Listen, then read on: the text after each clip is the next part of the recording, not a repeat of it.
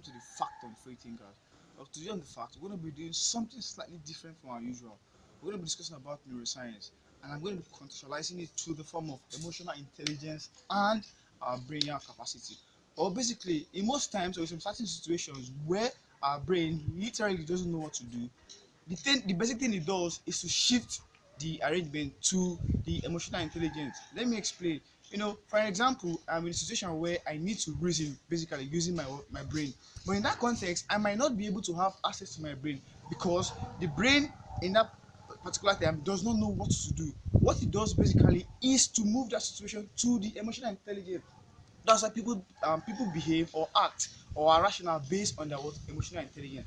I'm not saying it is not right to act on our emotional intelligence, but it is not what rational. Let me explain. Now, when you do things based on your emotion, when you do things based on your feelings, what happens? It is not always rational in most cases. We tend to always put things first instead of putting things rationally. We tend to put our feelings because we have our emotion attached to our reasoning at that particular time. And sincerely speaking, science has made us to understand that most times when people engage their emotional intelligence into their activities, they tend to be very very impartial. That is, at the end of the whole scenario and activity, they tend to be certain regrets about the whole thing.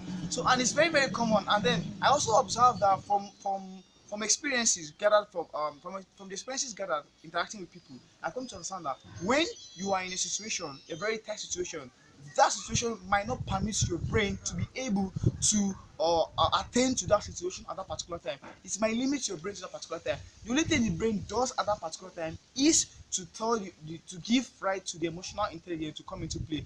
For example, could be I have 6,000 naira and I'm supposed to get some certain things, and then I have a girlfriend. I'm supposed to give her money. Now, on that basis, I am supposed to get something for myself, right?